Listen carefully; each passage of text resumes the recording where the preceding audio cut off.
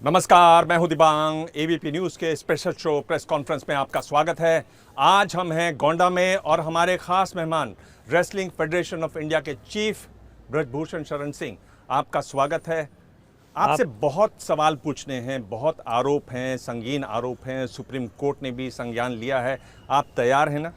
मैं बिल्कुल तैयार हूं और सबसे पहले मैं दिबांग जी आपका स्वागत करता हूं कि इसी बहाने कम से कम आपको मेरे क्षेत्र में आने का मौका मिला। जी जी, बहुत बहुत धन्यवाद। हाँ, मैं आपसे पूछता हूं कि आप इस बात से सहमत हैं कि खिलाड़ी जो हैं वो देश की आन बान शान होते हैं? बिल्कुल सहमत हैं। और खेल एक ऐसी विधा है जिसमें ना धर्म होता है, ना मजहब होता है, ना जाति होता है, ना क्षेत्र होता है। और खेल के समय देश एक हो जाता है, अगर अंतर्राष्ट्रीय स्तर पर है तो एक हो जाता है, और यही है जो सारे भेदभाव को मिटाता है। ये तो बहुत शर्म की बात है अगर आप WFI के चीफ हैं कि आपके खिलाड़ी आज सड़क पर सो रहे हैं। मामला ये बिगड़ा जब पिछले ओलंपिक में हमारी इच्छा थी कि जो खिलाड़ी क्वालिफाई करके आए हैं वो कहीं भी ट्रेनिंग के लिए जाएं, तो कोशिश हमारी ये रही कि सब एक साथ जाएं और एक जगह पर जाएं, लेकिन और उनके साथ कम से कम हमारा एक कोच जरूर होना चाहिए, यानी कि हमारे देश का एक कोच जरूर होना चाहिए, और ऐसा नहीं हुआ। आप बात करें विनेश फोगट की, जिन्होंने हंगरी में ट्रेनिंग की, आपने उस सारे समय लोगों बयान भी दिया। पर मैं आपसे ये पूछ रहा हूँ, मैं आपसे जो बात पूछ रहा हूँ वो ये है कि सुप्रीम कोर्ट ने संज्ञान लिया है। आपको ये एहसास है कि मामला गंभीर है, संगीन है? सुप्रीम कोर्ट ने कहा कि हम इसकी निगरानी करेंगे, देखरेख करेंगे। चीफ जस्टिस साहब बोल रहे हैं। सुप्रीम कोर्ट का जो निर्णय आया है उसका हम स्वागत करते हैं और हर जांच में हम सहयोग करेंगे। हम कम से कम अपने आप को जानते हैं कि हम निर्दोष हैं। क्यों नहीं इस्तीफा दे देते आप? इस्तीफा इनका लक्ष्य नहीं है और ये इस्तीफे से नहीं मानेंगे। आप घोषणा कर दीजिए आज एबीपी न्यूज पर कि आप इस्तीफा दे रहे हैं। नहीं, चोर बन करके नहीं। आपने यहीं अयोध्या में रथ चला था अडवाणी जी का, आपने वो रथ, आप ड्राइवर रहे उस रथ में। अडवाणी जी ने क्या कहा मैं आपको पढ़ के सुना रहा हूं। राजनीतिक विश्वसनीयता एक बहुत बुनियादी चीज है। लोग हमें वोट देते हैं, हमें उनका विश्वास कायम रखना है। मुझे पता है मैंने कुछ गलत नहीं किया है, अडवाणी जी कह रहे हैं, इसलिए मुझे किसी चीज का डर नहीं है और मैं इस्तीफा देता हूं। जैन हवाला कांड में उन्होंने इस्तीफा दिया 97 में। क्यों नहीं आप में इतनी हिम्मत आती? आपने अडवाणी जी का अगर रथ चलाया, क्यों नहीं हिम्मत आती? आप तो बहुत ही टाइगर आदमी हैं, हिम्मत वाले आदमी हैं। दिबांग जी, इन्होंने आरोप क्या लगाया? आरोप लगाया यौन उत्पीड़न का। आपने किया? नहीं किया। तो क्यों नहीं इस्तीफा देते, जांच करवाते और बरी होते? यौन उत्पीड़न का अपराधी बन करके कैसे देता? नहीं, मैंने उस समय भी कहा, अपराधी नहीं हो गए। मैंने उस समय भी, अपराधी जांच के बाद होंगे। मैंने उस समय भी कहा था कि मैं अपराधी बन करके इस्तीफा नहीं दे सकता और इस्तीफा इनका लक्ष्य नहीं है। क्या अडवाणी जी अपराधी थे जब उन्होंने इस्तीफा दिया? देखिए, वो अलग प्रकरण था, ये अलग प्रकरण है। यहाँ सीधे चरित्र हनन का प्रयास किया गया है। ये कहते, पहले कहते थे 100 बच्चों के साथ हुआ, अब कहते हैं 1000 बच्चों के साथ हुआ। क्या मैं शिलाजीत की रोटी खाता था रोज? मैं आपसे ये पूछ रहा हूं, अडवाणी जी का भी तो चरित्र हनन हुआ, इतना साफ चरित्र था। अडवाणी जी का अलग केस था, हमारा अलग केस है। बिल्कुल बिल्कुल अलग केस है। मैं अपराधी बनकर के इस्तीफा, देखिए मैं अभी भी आपको कमिट करता हूं, ये वहां से चले जाए, मैं इस्तीफा आपको यहीं दे देता हूं। 15 दिन पहले तक आप मेरे पास आते थे, आप फोटो खिंचा करके गए हो और मेरी तारीफ करते थे, और 15 दिन के अंदर आपको इतना लगा। 12 साल के अंदर इनके साथ कुछ भी हुआ हो तो कोई एक एप्लीकेशन इनकी पुलिस के पास हो, सरकार के पास हो, सीधे जंतर मंतर चले गए और हम इस्तीफा दे दें। पर आपके मन में कभी आया इस्तीफा देना? जब ये लोग कहते तब दे देते। इन्होंने इस्तीफा नहीं मांगा है। ये इनका आप पूरे स्टेटमेंट को देखिए, कब कब ये क्या बोले हैं। जिस दिन धरना दिए क्या बोले, फिर शाम को क्या बोले, दूसरे दिन क्या बोले, तीसरे दिन क्या बोले। ये जो बोले वो मैं आपसे बात करूंगा। पर आपको नहीं लगता कि इस समय आप एक तरीके से बीजेपी के लिए सर का दर्द बन गए? मोदी जी कहते हैं बेटी बचाओ बेटी पढ़ाओ, आप कह रहे हैं बेटी को सड़क पर लाओ, सड़क पे सुलाओ। हजारों बेटियां यहाँ पर, हजारों बेटियां आपको मिलेंगी। वो बेटियां नहीं है जो सड़क पे वो जो है शिकार हैं, किसी के कहने पर वो ऐसा कर रहे हैं, उनका लक्ष्य हमारा इस्तीफा नहीं है। इस्तीफे की बात आई थी, हमने कहा कोई बात नहीं, हम दे सकते हैं। तो उसके बाद उन्होंने कहा नहीं, इनको तो सांसद पद से इस्तीफा देना पड़ेगा। तो सांसद तो उन्होंने बनाया नहीं मुझे, सांसद तो मेरे क्षेत्र की जनता ने बनाया है। आप कह रहे हैं वो शिकार हैं, किसका शिकार हैं? किसने किया उनका शिकार? और आप जैसे मजबूत आदमी के होते हुए रेसलिंग फेडरेशन में आपके एथलीट्स का, आपके रेसलर्स का कोई शिकार कर जाए, आप मुंह देखते रहे? इतने बड़े मजबूत खिलाड़ी ओलंपियन, और उनके साथ लगातार 12 साल से हो रहा है, 12 साल से लगातार हो रहा है। उनकी जबान क्यों बंद थी? उनकी जबान 12 साल से उनके साथ हो रहा है, और इतने मजबूत ओलंपिक का मेडल लाते हैं, वर्ल्ड का मेडल लाते हैं, एशिया का मेडल लाते हैं, उनकी जबान क्यों बंद थी? क्यों नहीं गए वो पुलिस में? आप क्या कर रहे थे? आप सो रहे थे? हमको आपके खिलाड़ियों को किसी ने शिकार कर दिया, आपको पता भी नहीं चला? हमको पता है, हमको पता है। आपने क्यों नहीं कदम उठाया? एक उद्योगपति, इस देश का एक उद्योगपति है इस खेल में, दीपेंद्र हुड्डा है इस खेल में, और कुछ लोग हैं। एक मर्यादा है, इसलिए मैं नहीं बोल रहा हूं। अरे आप तो बहुत कमजोर साबित हो रहे हैं। हम कमजोर नहीं हैं, चलिए कमजोर है सही। अरे कमजोर आप कैसे मान सकते हैं? अपने इलाके में आप बैठे हुए हैं, कैसे कमजोर है सही? मान लेंगे कमजोर है अपने आप सही? को? मैं बोल रहा हूं, एक उद्योगपति, आप नाम नहीं ले सकते? उद्योगपति का आप नाम नहीं ले सकते? आप सांसद हैं और 6 टर्म के सांसद हैं। आप पता करिए कौन उद्योगपति है, सबको पता है उद्योगपति कौन है। आप नाम देने से डर रहे हैं? उद्योगपति डर रहे हैं, डर रहे हैं। चलिए, अब ये तो रंग हमने देखा नहीं। डर गए। जो 100 महिलाएं खड़ा कर सकता है, 1,000 महिलाएं खड़ा कर सकता है, और मीडिया पर हमारे खिलाफ एकदम ऐसे लगता है कि टूट पड़े अपराधी की तरह, तो उससे डरना पड़ेगा। मैं तो ये डर रहा हूं कि इस षड्यंत्र के बाद कहीं ये मेरे जान माल का षड्यंत्र न करें। और इसमें 100-200 करोड़ का पैकेज है, ये ऐसे नहीं चला है, इसमें सैकड़ों करोड़ रुपया खर्च किए गए हैं। मैं पूछना चाहता हूं, आज कपिल सिब्बल जैसा वकील, जिसकी 50 लाख रुपए की फीस है, वो कैसे खड़ा होता है? क्या साधारण खिलाड़ी कपिल सिब्बल को हायर कर सकता है? आप ये बताइए मुझे कि आप जिंदल का नाम देने से डर रहे हैं? अब देखिए, हवा में चल रहा है, जिंदल हो या बाबा हो, चल रहा है। बाबा कौन? अब बाबा एक ही बाबा है, अब आप जानते हैं, छोड़िए। आप ये कह रहे हैं कि आपने इतना हल्ला कर दिया है कि मोदी जी का जो इस बार वो हैट्रिक बनाना चाहते हैं 24 में, वो मुश्किल पड़ जाएगा, वो और आपकी वजह से होगा? ऐसा नहीं है, उसके पहले ये जांच हो जाएगी, दूध का दूध, पानी का पानी आ जाएगा, सारी स्थिति स्पष्ट हो जाएगी। बस जांच का इंतजार आप भी करिए, जांच का इंतजार हम भी करें, और जो धरने पर बैठे हैं उनसे भी आग्रह है कि अब घर जाएं, उनकी सारी मांग मानी जा चुकी है। आपको नहीं लगता कि बीजेपी, जब आपको अटल बिहारी वाजपेयी जी चिट्ठी लिखते थे, टाडा के मामले में आप बंद थे, तब बीजेपी एक कमज़ोर पार्टी थी। आज बीजेपी खाती पीती फलती फूलती पार्टी है, कभी भी आपको वो दूध में मक्खी की तरह से निकाल देंगे। सवाल ये है कि मेरे खिलाफ एक भी प्रकरण अगर निकल करके आ जाएगा तो मैं सार्वजनिक जीवन या जो कहिए उससे आगे बढ़कर के भी कदम उठाने के लिए तैयार हूं, लेकिन एक प्रकरण तो आना चाहिए। विनेश हैं, अंतर्राष्ट्रीय मेडल पाई हुई हैं। विनेश फोकाट बहुत हो गई, हम क्या चौराहे घूम रहे हैं क्या? पहले कहा कि हमारे साथ नहीं हुआ है, और अब जाकर के लिखित दे करके आई है कि हम उनके साथ हुआ है। तो विनेश फोकाट भगवान हो गई, वो मेडल ले आई। और मेडल लाना ही अगर भगवान है तो एक भगवान जेल के अंदर क्यों है? वो दो मेडल लाया था। मेडल लेना मानक नहीं हो सकता है कि आपके देश के नाम नहीं बताते हैं, ऐसे छोड़ देते हैं। आप देश के कानून को तोड़ दीजिए, आप संविधान को मत मानिए, आप सुप्रीम कोर्ट को मनाइए। मैं तो चंद्र खिलौना नहीं हूं, मैं तो चंद्र खिलौना नहीं हूं। ऐसे चंद्र खिलौना मिलता है?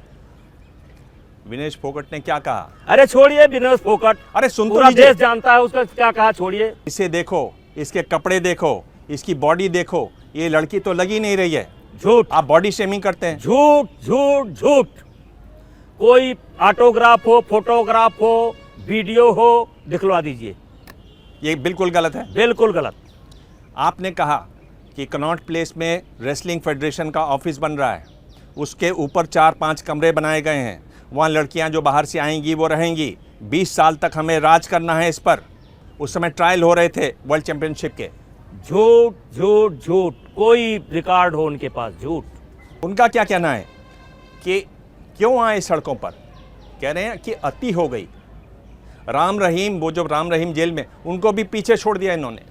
12 साल के अंदर एक भी सेक्सुअल हरेसमेंट की घटना अगर हुई हो, कोई कंप्लेंट हो, साई के पास हो, सरकार के पास हो, चलो फेडरेशन के खिलाफ नहीं कर सकते थे, पुलिस के पास हो, तो आप दिखा दीजिए। मैं आपसे ये पूछ रहा हूँ बहुत सज्जनता से, कैसी दयनीय स्थिति है आपकी कि आपके खिलाड़ी किसी इंडस्ट्रियलिस्ट ने आके, किसी बाबा ने आके उनको कौन सी घुट्टी पिला दी और आपके हाथ से निकल गए और आपके खिलाफ सड़कों पर बैठे हुए हैं। आपने 11 साल 12 साल इतना काम किया, इसके बावजूद कभी आपने अंदर झांक के देखा कि हुआ क्या ये? मैंने अंदर झांक करके देखा। मैं आपसे पूछना चाहता हूं, इनके ही साथ घटना क्यों घटती है, दूसरे के साथ क्यों नहीं घटती? और हरियाणा के एक अखाड़े और एक फैमिली के छोड़ करके बाकी हरियाणा वालों के साथ घटना क्यों नहीं घटती है? आप ये बताइए, एफआईआर है आपके पास? नहीं, मेरे पास नहीं है।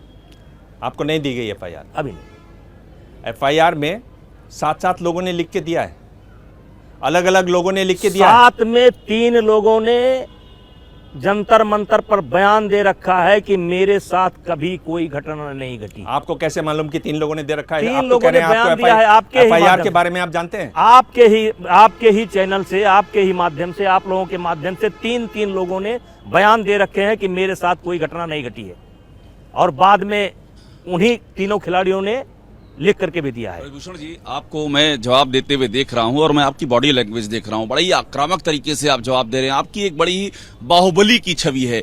यही मुसीबत है कि आपका जो बाहुबल है, जिसके चर्चे आज से नहीं है कि पिछले 1.5 दशक से हैं, और इस मामले में भी यही बाहुबल आड़े आ रहा है, जो आरोप लग रहे हैं। तो ये क्या बाहुबली की छवि सबसे बड़ी समस्या है आपकी? जेपी आंदोलन में भी मेरे ऊपर मुकदमा लगा, राम जन्मभूमि आंदोलन में मेरे ऊपर मुकदमा लगा, और मैं एक बहुत बड़े आदमी से लड़ रहा था, उसके छींटे पड़े हैं, मेरे गोली भी चली है, यहाँ गोली लगी है, यहाँ गोली लगी है, यहाँ गोली लगी है, यहाँ एक गोली है।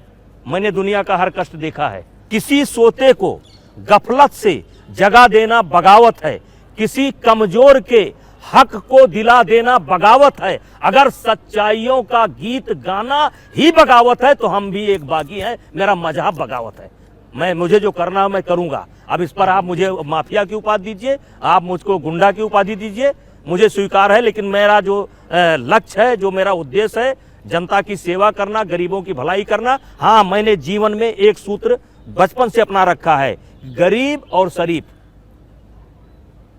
से मत टकराओ। और अन्याय करने वाला चाहे जितना बड़ा आदमी हो, अगर अन्याय करेगा तो उसका विरोध करूंगा। ऐसा क्यों कहते हैं कि आप किसी भी लड़की का हाथ पकड़ लेते हैं, कहते हैं पाँव दबाओ, मेरी कमर, मेरा बैक दबाओ, क्यों कहते हैं आप ऐसा? एक भी घटना अगर साबित हो जाएगी, किसी के पास मैंने कहा ऑडियो हो, वीडियो हो, प्रूफ हो, गवाही हो, तो मैं हर सजा भुगतने के लिए तैयार हूं। आप क्या कह रहे हैं कि चूंकि ऑडियो वीडियो नहीं है, ऑडियो वीडियो गवाही कुछ भी तो हो, कुछ तो हो, कुछ तो आप प्रमाण देंगे कि हमने ये गलत काम किया है, कुछ तो करेंगे। आप हत्या की बात खुले मंच पर स्वीकारते हैं, आप मुसलमानों के वोट लेते हैं, आप राम मंदिर में कार सेवा भी करते हैं, और अब इस तरह के यौन उत्पीड़न के आरोप भी आप पर लग रहे हैं। तो इस तरह की पर्सनालिटी आपकी कैसे बनी? मैंने ये कहा था कि मेरे हाथ से एक हत्या हुई है, बस एक हत्या मेरे हाथ से, वो भी क्रॉस फायरिंग में। उसी समय की गोली यहाँ पर है, उसी समय की गोली यहाँ पर है, उसी समय की गोली यहाँ पर है, उसी समय की गोली यहाँ पर है। हमने एक हत्या की नहीं, एक हत्या हुई है, और वो भी क्रॉस फायरिंग में। और जहाँ तक मैं अपनी सफाई दूं कि मैं राम जन्मभूमि आंदोलन में कैसे पहुंचा और कैसे मैं बीजेपी में पहुंचा और मैंने क्या छवि बना रखी है, हम आपसे हाथ जोड़ करके विनती करते हैं कि जरा गाँव में चले जाइएगा। पर आपको गुस्सा बहुत ज्यादा आता है। पाप का भागीदार केवल व्याध नहीं होता है, जो तटस्थ है, मौन है, समय लिखेगा उनका भी अपराध। तो अन्याय का विरोध करना, गलत चीज़ों का विरोध करना, अगर गुस्सा है तो गुस्सा होना चाहिए। पर ये भी तो हाँ, ये दिनकर जी की लाइनें आप बता रहे हैं, पर ये भी तो लिखा हुआ है गीता में कि जो गुस्सा होते हैं उनका भ्रम हो जाता है, जब भ्रम हो जाता है उससे बुद्धि नाश हो जाती है, बुद्धि नाश हो जाती है तो मनुष्य का पतन हो जाता है। आप तो मंच पर एक बच्चे को चांटा मार दिए, सब लोग देख रहे थे, रांची की बात कर रहा हूँ।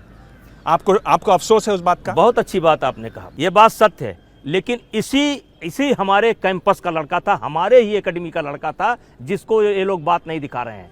वो कह रहा था, वो उसका नाम लड़ने के लिए नहीं था, वो कह रहा था कि मुझको किसी प्रांत से लड़ा दिया जाए। तो हमने कहा बेटा ये नहीं हो सकता है, हर प्रांत के जो प्रथम स्थान पाने वाले लोग हैं वही लड़ेंगे, वही लड़ेंगे। तब उसने मेरे कान में कहा कि मैं नंदनी नगर का हूँ।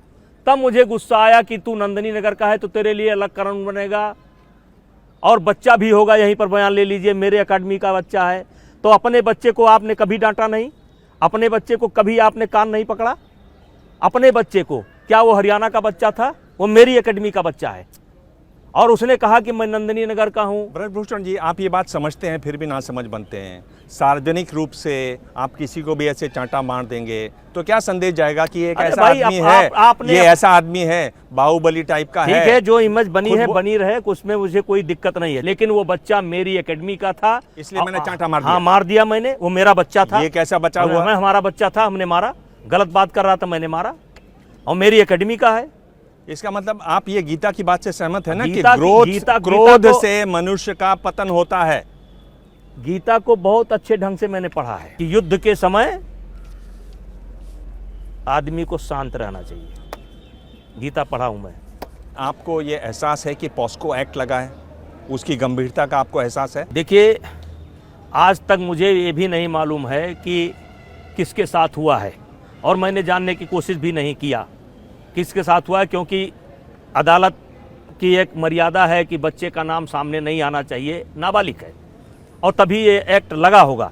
लेकिन मुझे अपने आप पर भरोसा है। भूषण जी, तमाम जो आरोप आप पे लग रहे हैं, तमाम जो पहलवान हैं, उन सब की बातें आ रही हैं। कोई कह रहा हाथ पकड़ लेते थे, कोई कह रहा शरीर को लेकर टिप्पणी करते थे, तमाम ऐसी भी तस्वीरें जहां उन लोगों के संग खड़े होकर आप मुस्कुराते हुए दिख रहे हैं। तो उन पहलवानों को लेकर अपना निजी अनुभव भी तो बताइए ना कि कैसी बातचीत होती थी, आखिरी बातचीत क्या हुई थी? अभी कुछ दिन पहले एक टूर्नामेंट चल रहा था, एक लड़की, नाम नहीं लूंगा, वो एशिया की मेडलिस्ट है, आई, क्योंकि मैं टूर्नामेंट करा रहा था, लेकिन मैंने कर लिया था कि मैं कोई मेडल सेरेमनी नहीं करूंगा, कुश्ती देखूंगा, ये मेरे राइट है। मैं कुश्ती देख रहा था, एक लड़की आई इसी पर और कही सर मुझे फ़ोटो लेना है। हमने कहा बेटा आज फ़ोटो लोगे और कल इसी पर मुकदमा लिखाओगे। तो वो लड़की अपने मम्मी को लेकर के आ गई कि नहीं मुझे तो फ़ोटो लेना है। हमने कहा फ़ोटो ले लो। आज जो ये लोग आरोप लगाते हैं, अगर ये एक घटना का जिक्र करते हैं तो मैं 200 फोटो आपको देने के लिए तैयार हूं। खेल का एक ऐसा माहौल होता है, जैसे हम राष्ट्रीय अध्यक्ष हैं तो विदेश में भी हमको एक आध बार मेडल सेरेमनी करने का मौका मिलता है। वो ऐसा नहीं कि सब पर मिल जाए, एक आध बार मिलता है तो आप मेडल सेरेमनी जा करके करेंगे। मेडल सेरेमनी के बाद एक परंपरा है कि लड़के वहाँ खड़े हो जाएंगे, उनके आगे खड़े हो जाएंगे, फोटोग्राफ हो जाएगा। आपके देश के बच्चे हैं, अगर बच्चा आ गया आपके बगल में खड़ा होकर का तो आप मेडल पकड़ करके फोटो खिंचा लेंगे। कुछ बच्चे बगल में खड़े होकर के, ये कोई हमारे साथ नहीं है, दुनिया के हर खेल के साथ है। और मैं किसी को ज़बरदस्ती फ़ोटो के लिए नहीं ले जाता हूँ। और ये तो बड़ा दुर्भाग्य है कि ऐसा क्षण जो खुशी का होता है और ऐसे क्षण को भी बदनाम करने की कोशिश की जा रही है। मैं आपसे ये पूछ रहा हूँ कि क्या, और ये खबर छपी जनवरी में कि विनेश ने जाकर प्रधानमंत्री जी को भी इस बारे में बताया, आपकी प्रधानमंत्री जी से इस पर कोई बातचीत हुई? नहीं, मेरी कोई बात नहीं, प्रधानमंत्री जी से मेरी कोई बात नहीं है। अगर वो आपसे कहेंगे इस्तीफा दे दो तो आप दे देंगे? तुरंत वो लोग कह दें लोकसभा दे दें। हमारे पार्टी के नेता वो कह दें, अमित शाह जी कह दें, राष्ट्रीय अध्यक्ष कह दें, कोई कह दे, क्या है ये? 6 बार रह चुका हूँ सांसद, एक बार मेरी पत्नी रह चुकी है सांसद, बेटा वर्तमान में विधायक है। अगर मोदी जी कह दें तो क्या कहना है, राजनीति से जुड़ करके बिना चुनाव लड़े भी सेवा की जा सकती है। देखिए, जो विनेश फोगाट हैं उन्होंने पिछले दिनों ये ट्वीट किया, मैं आपको ट्वीट पढ़ के सुना रहा हूँ। लक्ष्य हमारा पूरा होगा, फिर लोग संग उत्सव करेंगे हम, मत घबराओ, साथ में आओ, मिलकर लड़ेंगे हम। लक्ष्य क्या है? आपको क्या लगता है क्या लक्ष्य है? लक्ष्य राजनीति है। क्या मतलब? ये कांग्रेस के हाथ के मोहरे बन गए हैं, दीपेंद्र हुड्डा के हाथ के मोहरे बन गए हैं। अब आप देख लीजिएगा, इसी में से कोई चुनाव लड़ेगा, देख लीजिएगा। इनका लक्ष्य ये नहीं है। लक्ष्य भाई मैं कैसे लक्ष्य हो सकता हूं? और अगर आपको मुझसे शिकायत थी, 7 दिन पहले खुद आई थी, बजरंग पूनिया अपने पत्नी के साथ आया था, साक्षी मलिक अपने पति के साथ आया था, कह देता नेताजी आपसे ये शिकायत है, मैं जवाब देता, ना संतुष्ट कर पाता तो मैं क्या बताऊं मैं कितना भावुक आदमी हूं। हमारा खिलाड़ी यही विनेश फोगाट से जाकर के शपथ करके पूछ लीजिएगा सही है कि नहीं। जिस समय इसको चोट लगी थी मैं सारा खेल भाग करके आया, जितना ये रो रही थी उससे 2 गुना मैं रो रहा था। पूछ लीजिएगा अगर ये झूठ है तो, मैं 2 गुना ज्यादा रो रहा था। मैं खिलाड़ियों के लिए कुछ भी करने को तैयार था, कुछ भी करने को तैयार रहता हूं। और वही मैं पूछ रहा हूं, यहीं से सवाल पैदा होता है कि कहीं तो कुछ तो गड़बड़ है कुछ कि गड़बड़ नहीं इतना है। सबके बावजूद आपका नाम ऐसे आता है। ये मेरा और लगातार दुर्भाग्य आता ये है। और मेरा- इतना ही नहीं आता, देखिए ना, ये देखिए लोग क्या देख रहे हैं आज देश में आप- कि इतने बड़े ओलंपिक विभाग- में मेडलिस्ट, इतने बड़े अरे भाई कॉमनवेल्थ में मेडलिस्ट तो एशियन गेम्स। मेडलिस्ट, अरे ये मेडलिस्ट ही भगवान है, तो एक भगवान जेल में क्यों है? कौन भगवान जेल में है? आपको पता है कौन जेल में है? अरे आप बताइए ना, आप ये मतलब अब देखिए, पहेलियां अब मत आप जो बुझाइए। है हर बात मेरे को आप कहना पहेलियां चाहते मत हैं। बुझाइए, सीधे बात कीजिए ना, आप पता तो करिए। दबंग हैं बिल्कुल। चलिए हटाइए, मैं किसी का नाम नहीं लूंगा, वो बेचारा दुर्भाग्य है, जेल के अंदर है। मैं नाम बताइए ना, किसी सीधे का नाम नाम नहीं लूंगा। बताइए। एक ओलंपिक का मेडलिस्ट जेल में है, 2 डबल ओलंपिक का मेडल है, तो इसका ये हक नहीं मत जाता है आपको। आप बताइए ना कि कहाँ का, कौन से दिल्ली का प्लेयर है, आप बताइए। अब चलिए मैं नहीं बताता हूँ, नहीं बताएंगे? नहीं बताएंगे। आपके पीछे क्यों हट जाते हैं आप? हम डर गए, आप डरपोक कब से हुए? बहुत बड़े डरपोक हैं। अभी इतने कब बड़े से? बड़े आदमी 1000 करोड़ लेकर के घूम रहे हैं, ले लो। बजरंग पूनिया का एक कैसेट मैंने दिया है, कि बजरंग पूनिया का एक कैसेट मैंने जमा कराया है, और उसमें जमा कराया है जिसमें बजरंग पूनिया साफ साफ एक लड़की से कह रहा है, किसी भी शर्त पर कोई लड़की दो, किसी भी शर्त पर कोई लड़की दो। जांच कमेटी को मैंने वो दे रखा है। कहना क्या चाहते हैं आप? साजिश है और क्या है। और इनका लक्ष्य क्या है भाई? लक्ष्य ब्रिभूषण सिंह है। ब्रिभूषण सिंह से इनका क्या टकराव है? हम पहलवान है नहीं कि हमसे इनको लड़ना है। मेरे क्षेत्र में इनकी हैसियत नहीं है कि आकर के यहाँ से चुनाव लड़ जाएं। मैं आमंत्रित करता हूं, और जो कनाट प्लस पर बैठी थी जाकर के बिना जानकारी के पहुंच गई, हुड्डा साहब लेकर के पहुंच गए उनको बिना जानकारी के। मैं उनको चुनौती देता हूं कि उत्तर प्रदेश के किसी सीट पर आकर के मुझसे लड़ लो उत्तर प्रदेश किसी सीट पर। मैं पार्टी से कहना चाहता हूं, जिस सीट पर प्रियंका गांधी लड़ना चाहे उस सीट से मुझे लड़ाओ। अगर हरा करके न भेजूं तो मैं अपने जीवन का अंत कर लूंगा। बिना सोचे समझे जो है, कभी सर्जिकल स्ट्राइक, कभी एयर स्ट्राइक, अब पहुंच गई इतनी छोटे से घटना में सच्चाई जाना नहीं। पर विनेश फोगाट ये कह रही हैं कि जब उन्होंने अपनी घटना सुनाई, मैरी कॉम रो रही थी, बाकी लड़कियां रो रही थी, सदस्य रो रहे थे, और मैरी कॉम ने बार बार कहा कि मेरे साथ भी ऐसी ही घटना होती थी जब मैं बॉक्सिंग में थी। तो कुछ तो किया होगा। तो सरकार, तो मेरी काम के जांच समिति पर भरोसा करो। सरकार पीटी ऊषा के जांच समिति पर भरोसा करो, हैं? अब आज उसी समिति को आप झूठा बनाने लगे। जांच की रिपोर्ट आई नहीं, अब आप एडवांस में पहुंच गए। जांच की रिपोर्ट आई नहीं, आप एडवांस में पहुंच गए, क्योंकि आपको जांच का रिजल्ट मालूम था, डे बाय डे की गतिविधि मालूम थी, क्योंकि आपके कहने पर एक ऐसे व्यक्ति को शामिल किया गया था जो धरने का सूत्रधार था, जिसने धरने का परमिशन लिया था। वही आदमी इन्हीं लोगों के दबाव में जाकर के कमेटी का मेंबर बनता है। कौन खिलाड़ी क्या कह रहा है, क्या सुन रहा है, कमेटी क्या कर रही है, इनको रोज इन्फॉर्म करता है। इन्फॉर्मेशन तो आपके पास भी आती है। मेरे पास कोई कैसे आएगी ऐसा कैसे हो इन्फॉर्मेशन? सकता है आपके पास इन्फॉर्मेशन नहीं कैसे आती? मेरे पास इन्फॉर्मेशन है? मुझे तो ये भी नहीं मालूम था, और मैं बता रहा हूं कि मुझे कभी बताया ही नहीं गया। मुझे कभी पहले एडवांस में बताया भी नहीं गया कि आपके ऊपर क्या आरोप है।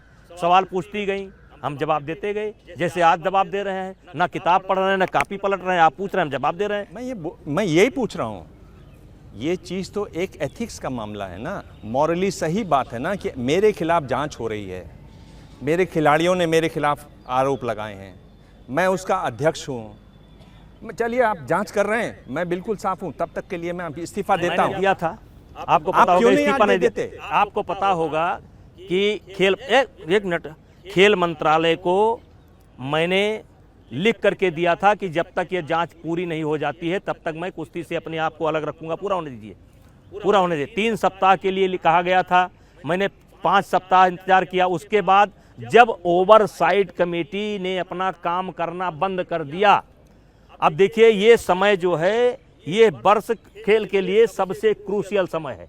एशियन गेम्स है, ओलंपिक क्वालिफाई है, कुश्ती की सारी गतिविधि बंद है, और तब मैंने एक नेशनल कराया, और जिसको लेकर के इन लोगों को आपत्ति है, मैंने सारी गतिविधि ठप कर दी जाए, तब इनको आनंद आएगा। ये कहते हैं कि हम कुश्ती को बढ़ाने के लिए, हम कुश्ती को बचाने के लिए कर रहे हो। अरे भैया, कैसा कुश्ती बचा रहे हो? आपके वजह से एशियन चैंपियनशिप कैंसिल हुई, आपके वजह से कैंप लखनऊ में लगा हुआ, बच्चियां आ चुकी थी, उनको घर जाना पड़ा। आपके वजह से ओपन नेशनल कैंसिल हुआ, आपके वजह से आज कैडेट का नेशनल चैंपियनशिप नहीं हो रहा है, जूनियर का नहीं हो रहा, सारे खेल की गतिविधि बंद है। आप कुश्ती को बचाने के लिए कर रहे हैं तो आप कराओ, मैं नहीं कराता, आप कराओ। अरे आप क्यों नहीं इस्तीफा दे देते? आप इस्तीफा दे दें तो सारी गतिविधियां शुरू हो जाएंगी। इस्तीफा तो मैं आप जब भी तो आप जिम्मेदार हैं, अरे गतिविधियां जब बंद आप है। कहिएगा तब आज जाने के पहले लेते जाइएगा, जाने के पहले लेते जाइएगा, लेकिन जब वो धरने से जाने लगे तो उनको दे दीजिएगा कि मैं इस्तीफा ले आया हूं और आप चलो घर। और जब वो टेम्पू पर बैठ जाएं मच्छरदानी हटा करके तो उनको दे दीजिएगा, लीजिए इस्तीफा। ऐसे अपराधी बन करके इस्तीफा दे दें। आप उनको टेम्पो पे बिठाते हैं, वो गाड़ी पे बैठने का अरे कार गाड़ी नहीं होगी बैठे उनके पास? भाई, गाड़ी बैठे, जिस पर बैठे वो भगवान, वो उनको तो किसी बैठ सकते हैं। जी 6 बार के आप सांसद रहे हैं, आपकी छवि दबंग की बाहुबली नेता के तौर पर रही है। कई आपराधिक मुकदमे दर्ज हुए हैं आपके ऊपर, पहली बार यौन उत्पीड़न का मामला दर्ज हुआ है। ऐसे में आप अपनी राजनीति को किस मोड़ पर देखते हैं? जनता से पूछ लीजिएगा, इसका जवाब मैं नहीं दूंगा, जनता से पूछ लीजिएगा। देखिए, ये सेंटीमेंट से नहीं चलेगा। क्या चीज? राजनीति या देश, ये कानून से चलेगा। और कानून का जो फैसला आएगा मुझे स्वीकार है, भरोसा करना चाहिए। इस देश में सुप्रीम कोर्ट से बड़ा कोई नहीं हो सकता, इस देश में संविधान से बड़ा कोई नहीं हो सकता। 39 मुकदमे बताए जाते हैं आपके ऊपर, नहीं, हम तो छूट के हैं। लेकिन बताते हैं कोई गवाही नहीं देता आपके नहीं, गलत बात है। बाहुबली छवि की वजह से। राम जन्मभूमि वाला छूटा, उसमें गवाही नहीं हुई। किस केस में गवाही नहीं हुई? सब केस में गवाही हुई। गवाही होती है। मेरे ऊपर आज की तारीख में एक भी मुकदमा नहीं है। अब जैसे मेरा ही घर गिराया गया, मेरा मुकदमा था, छूट गया। तो अगर मैं गुनाहगार था तो अदालत जब तक गुनाहगार नहीं साबित करेगी, मैं गुनाहगार थोड़े हो जाऊंगा। इसमें तो आप मानते हैं खुद। आपका जनवरी में एक बयान है, आप पता नहीं उस पर काबिल है कि नहीं। अभी आपने कहा कि, और मेरे ख्याल से स्थानीय भाषा में कहा आपने कि हम बाहुबली हन।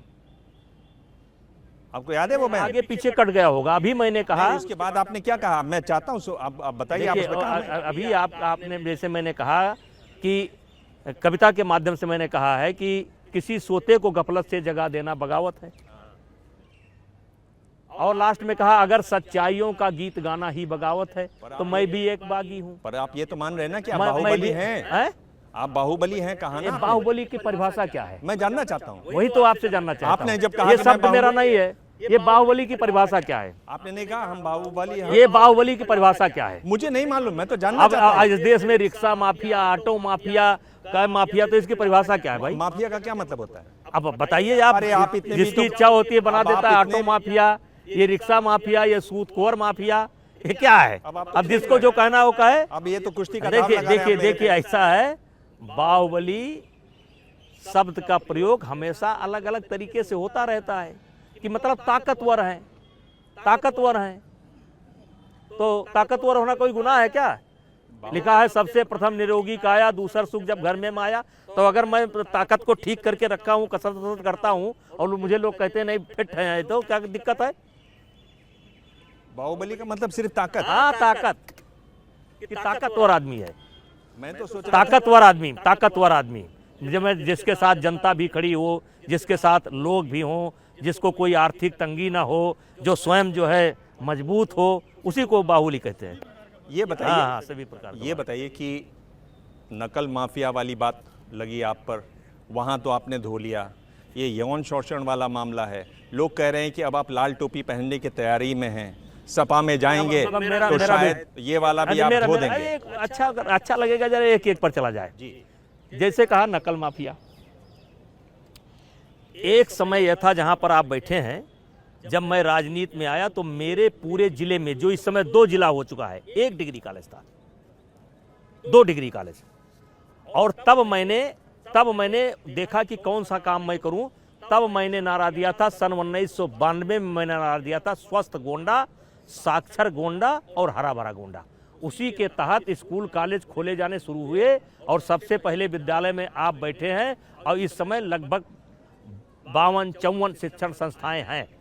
और उस समय अखिलेश जी एक हमारे मित्र हुआ करते थे जो पूर्व मंत्री हैं, उन्होंने कहा लखनऊ में एक खोलो। हमने कहा मेरा उद्देश्य ये नहीं है, मेरा उद्देश्य शिक्षा में हमारा इलाका पिछड़ा है, इसको आगे ले जाना है। मैंने पैसे की दृष्टि से विद्यालय नहीं बनाया है।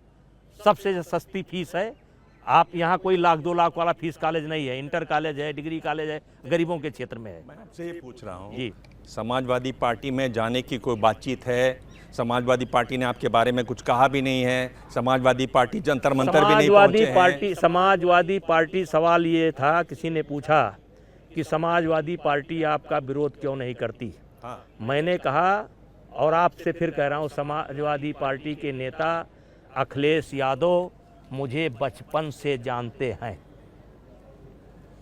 बचपन से जानते हैं। मैं भी उनको बचपन से जानता हूँ, वो उम्र में मुझसे छोटे हैं और वो आपकी बात या किसी की बात नहीं मानेंगे, क्योंककि जो रेसलर उत्तर प्रदेश के अंदर जो रेसलर हैं, जिनकी संख्या 10,000 से ऊपर होगी, उसमें 80% पहलवान जो है समाजवादी परिवार से ही आते हैं और वो परिवार भी रिपोर्ट देते हैं कि हमारे नेताजी का चरित्र क्या है। और इसीलिए लोग कहते हैं कि वो डांट सकते हैं, मार सकते हैं, लेकिन ये काम नहीं कर सकते। और मैं धन्यवाद देता हूं अखिलेश यादव का, धन्यवाद करता हूं। ये बताइए कि लोग कह रहे हैं कि बिहार में नीतीश कुमार ने आनंद मोहन को छोड़कर राजपूत वोट को साध लिया। उत्तर प्रदेश में इसलिए आप पर कुछ नहीं होगा क्योंकि आप पर बीजेपी कोई कार्रवाई करती है, आपको इस्तीफा देने के लिए कहती है, आप पर कुछ भी कदम उठाती है, तो राजपूत वोट पूरी तरह से इस हिंदी बेल्ट में खिसक जाएगा। गलत है। मैं राजपूतों का नेता नहीं हूं, मैं गरीबों का नेता हूं। मैं गरीबों का नेता हूं। मैं हिंदू छोड़ दीजिए, सबसे ज़्यादा समर्थक मेरे मुसलमान हैं। मुसलमान वोट अलग जगह है और राजनीति अलग जगह है। मेरे दरवाजे पर कभी भी आइए तो हर जात धर्म का आदमी आपको मिलेगा और मेरे दरवाजे पर आइए, गरीब आदमी को भी वही सेवा होगी और बड़े आदमी को भी वही सेवा होगी। अगर मुझे ठाकुरों का नेता कहते हैं, पर आपकी छवि तो ठाकुर नेता है। मैं ठाकुरों का नेता नहीं हूँ। पर आपकी छवि तो है ऐसी। अरे रहे ना, तो उसमें दिक्कत क्या है भाई? छवि है ना, रहे, उसमें दिक्कत क्या है? जो छवि रहे।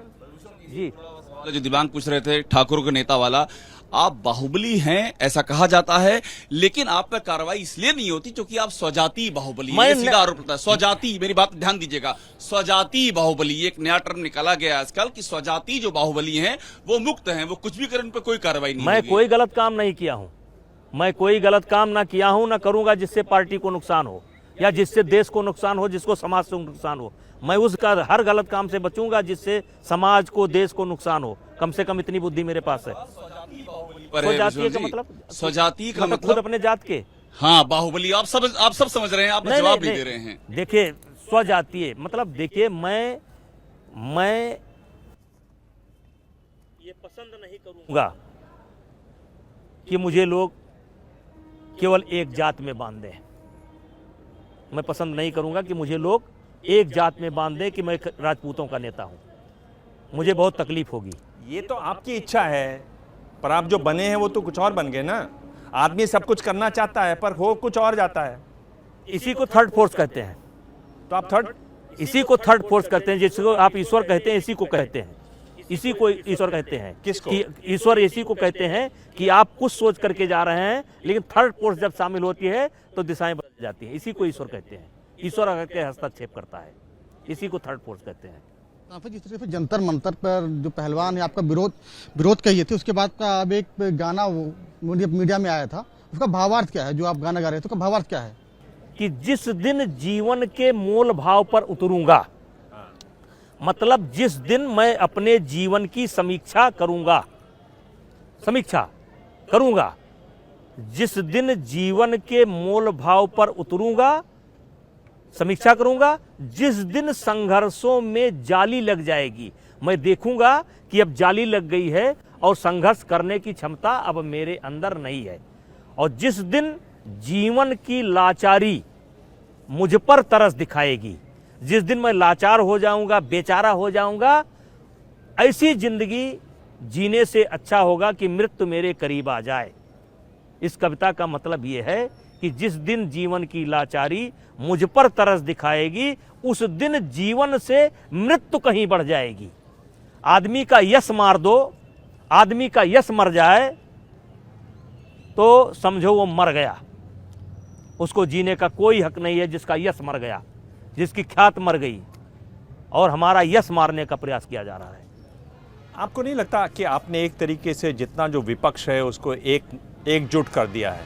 सिंपैथी पा रहे हैं विपक्ष के लोग, चाहे वो प्रियंका गांधी हो, केजरीवाल हो, सतपाल मलिक हो, जयंत चौधरी हो। उसके पहले ये सब संत थे ना। ये केजरीवाल हमारे प्रकरण के पहले बहुत बड़े संत थे, यशपाल मलिक बहुत बड़े संत थे, प्रियंका जी बहुत बड़ी संत थी।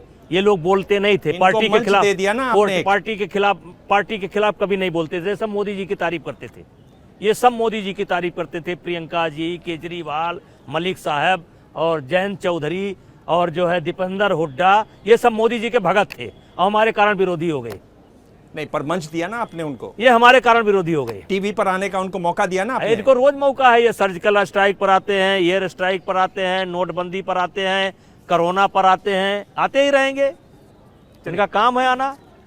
लास्ट सर, मेरा सवाल समीकरण को लेके बड़ा बदला बदला सा दिख रहा है। जिस पार्टी से आप सांसद है वहां बिल्कुल शांति है, कोई समर्थन में नहीं है। जो विपक्ष की पार्टी है उसके नेता को आप धन्यवाद कह रहे हैं, अखिलेश जी को धन्यवाद कह रहे हैं, आपकी पार्टी बिल्कुल शांत बैठी है। अकेले पड़ गए मैं एकदम पार्टी डंके में। के चोट पर कह रहा हूँ, मैं डंके के चोट पर कह रहा कैमरा इधर है, हूँ। कैमरे पे कहिए। उत्तर प्रदेश की किसी भी पार्टी ने, और यहाँ तक कि उत्तर प्रदेश के कांग्रेस के नेताओं ने भी मेरे खिलाफ बयान नहीं दिया है। कांग्रेस, प्रियंका जी को गुमराह किया गया है और मैंने कहा है कि बाद में उन्हें जब सच्चाई पता लगेगी तो उनको तकलीफ होगी कि दीपेंद्र हुड्डा ने कहां ले जाकर के उनको फंसा दिया, और सच्चाई जल्द आएगी। बस आपसे प्रार्थना है कि किसी तरीके से दिल्ली पुलिस की रिपोर्ट मंगवाइए, और अगर मैं फांसी पर लटक रहा हूं तो लटकवाइए मुझको, और इन देवी जी लोगों से कहिए कि घर जाएं, मच्छर बहुत काटते हैं, जाएं घर, बहुत हो गया इनका।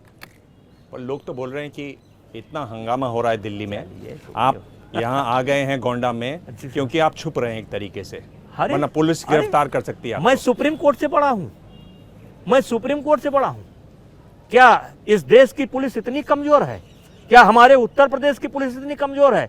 अरे श्रीमान जी, दिव्यांग जी, एक सिपाही जिस दिन आकर के कहेगा कि नेताजी चलो, दिल्ली से बुलावा आया है, दूसरे सिपाही की जरूरत नहीं पड़ेगी, मैं तत्काल चला जाऊंगा। तत्काल एक सिपाही जिस दिन आ जाएगा, पक्का ये वादा है? पक्का वादा। आप खबर दिखा दीजिएगा कि मैं कमरे के अंदर, जिस दिन एक सिपाही आएगा दिल्ली से और कहेगा नेताजी फला अदालत पर आपको पेश होना है, मैं अगर 1 मिनट विलंब करूं तो आप मुझे जो सजा देना चाहिए दे दीजिएगा।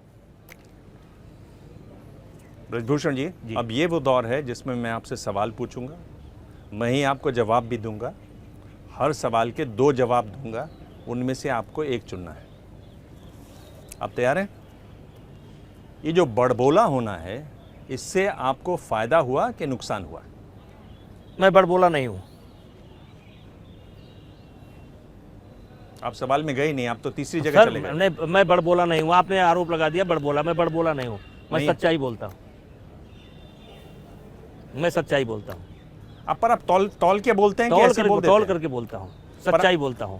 अब आपने सवाल किया कि आप बड़बोला हैं, तो इसका आपका फायदा हुआ कि नुकसान हुआ? आपका यह सवाल था। मैं बड़बोला नहीं हूं। मैं ये बोल रहा हूं कि आप जो बोलते हैं उसको बदल जाते हैं, पलटते हैं। कभी एक बता दीजिएगा। आपने जनवरी में क्या कहा? क्या? जो मैंने आपको बताया, क्या? कि हम बाहुबली हन कहा, किसी संदर्भ में कहा कि ऐसे कह दिया?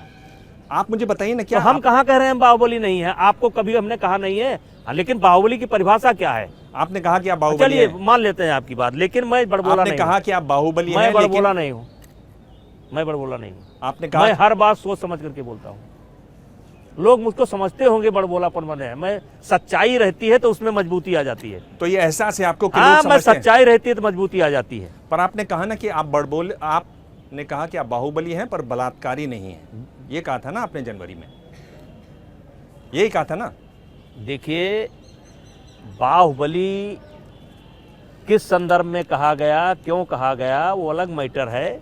और आप बाहुबली की परिभाषा आज तक कोई डिफाइन नहीं हो पाई है कि बाहुबली की परिभाषा क्या है। चलिए, इसमें मैं एक और शब्द जोड़ के एक और पूछ रहा हूं। अतीक अहमद 101 मुकदमे डॉन, मुख्तार अंसारी 61 मुकदमे डॉन, ब्रजभूषण शरण सिंह आप पर 39 मुकदमे थे, आप कह रहे हैं कि अभी नहीं है, तो आप कौन, जो मान डॉन लीजिए, या बाहुबली? जो मान लीजिए। नहीं, आपकी क्या राय है? जो मान लीजिए। ये परसेप्शन मुझे नहीं बनाना है। जो परसेप्शन जनता बनाएगी, जो परसेप्शन कानून बनाएगा, उसको मानेंगे। चलिए, आप सीधा इस पे जवाब नहीं देना चाहते हैं। हाँ, नहीं मैं देना अब आपसे पूछ रहा हूं, आपको ज्यादा खुशी कब हुई? आपको ज्यादा खुशी कब हुई? जब टोक्यो ओलंपिक्स में साक्षी मलिक ने ओलंपिक्स में ब्रॉन्ज मेडल जीता, पहली भारतीय महिला जिसने ओलंपिक्स में ब्रॉन्ज मेडल जीता, या विनेश जिन्होंने पहली महिला बनी जिन्होंने एशियन गेम्स में भी जीता और कॉमनवेल्थ गेम्स में भी गोल्ड मेडल जीता? आपको ज़्यादा खुशी कब हुई? मेरे फुटेज निकलवा करके देख लीजिए। मुझे हमारे चाहे विनेश फोगाट हो और चाहे साक्षी मलिक हो, साक्षी मलिक का तो एक प्रकरण बता देता हूं, क्योंकि उस टूर्नामेंट में जाने आने का कोई संसाधन नहीं था और मैं पूरा 3 घंटे अकेले बैठ करके उस कुश्ती का इंतजार किया। और जब देश का कोई भी बच्चा मेडल लेता है, चाहे साक्षी हो, चाहे विनेश हो, चाहे योगेश्वर हो, चाहे, मैं खुशी से रोया जरूर हूँ। मेरे फुटेज निकलवा लीजिए, निकलवा दे दूंगा। मैं रोया जरूर हूँ। आप क्यों रोते हैं? खुशी से। क्यों? खुशी के आंसू निकलते हैं, खुशी के आंसू। आप राज सिंह दिल्ली में के अंदर होंगे, पूछ लीजिएगा। जब भी मेडल मिलता है और मेरे बच्चे जैसे अच्छा फाइट करना शुरू कर देते हैं, जैसे, तो मैं रोक ही नहीं पाता हूँ, धारा बहने लगती है। आप कौन सी उपलब्धि को ज्यादा बड़ी मानते हैं भारतीय कुश्ती के लिए? हम ये मानते हैं कि एक समय था जब भारत को लोग सीरियस नहीं लेते थे। इस समय भारत को आप सीरियस लेते हैं। महिलाओं की टीम विशेष करके 4-5 नंबर की टीम बन चुकी है और भारत में हमें उम्मीद है कि ये खेल किसी एक के नहीं है कि इन्हीं का आएगा। अब सबके पीछे 3-3, 4-4 लगे हुए हैं, हर वर्ग में 3-3, 4-4 लगे हुए हैं और ये उसमें मेरा सहयोग है कि आज भारत में जो कुछ बच्चे हैं वो बिल्कुल एक टक्कर के हैं। हम बिल्कुल अयोध्या से सटे बैठे हैं, अयोध्या में बैठे हैं, किनारे हैं, सरयू के किनारे हैं। मैं आपसे ये पूछ रहा हूँ कि आप ये जो राम मंदिर बन रहा है उसका ज़्यादा श्रेय किसको देते हैं, सुप्रीम कोर्ट को या केंद्र सरकार को? देखिए, श्रेय जाता है जनता को और ये लड़ाई 500 वर्ष से लड़ी जा रही थी, 500 वर्ष से, इसलिए जनता को जाता है। 2 प्रधानमंत्री रहे जिनके आप काफ़ी करीब रहे, किसने आपको ज़्यादा आगे बढ़ाया, मोदी जी ने या वाजपेयी जी ने? बीजेपी ने हमेशा, अशोक सिंघल जी ने विश्व हिंदू परिषद के नेता थे, परमहंस जी ने, नित्य गोपाल दास जी आज हैं, और हर नेता मुझे बहुत प्यार करता था, इन दोनों प्रधानमंत्रियों में से? बहुत ज़्यादा एक अगर नहीं, ज़्यादा कम कुछ नहीं, सब ज़्यादा कम कुछ नहीं। और जिस दिन मैं गलत हो जाऊंगा, मेरा कोई भी नेता कह देगा तो मैं उसका प्रतिवाद नहीं करूंगा। आखिर में इस बातचीत से क्या आपको लगा कि आपको इस्तीफा देना चाहिए? आखिरी सवाल। मैं इस्तीफा आपको टाइप करा करके आपके जेब में दे रहा हूं और जब ये गाड़ी पर बैठ जाए तो उनको दे दीजिएगा। ये कोई बड़ी चीज़ नहीं है। ब्रजभूषण जी, आपने करीब सभी सवालों के जवाब दिए और उतनी दबंगई से दिए जिसके लिए आप जाने जाते हैं। बहुत बहुत धन्यवाद। प्रेस कॉन्फ्रेंस में आज इतना ही। अगले हफ्ते मिलेंगे एक और खास मेहमान से। तब तक देखते रहिए एबीपी न्यूज़।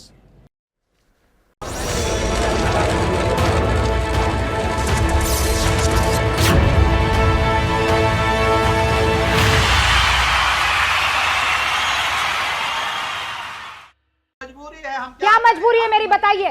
मैं अभी आपको बताती हूँ कि मैंने ओए होए होए होए, नमकीन के चटकारे लेते हुए टकटकी मार के डिबेट शो को पॉज रिपीट कर करके देख रहे हैं जोगिंदर जी। इनकी तरह आप भी देखें अपने फेवरेट डिबेट्स को रिपीट कर और डाउनलोड कीजिए एबीपी लाइव ऐप अपने स्मार्ट टीवी पर।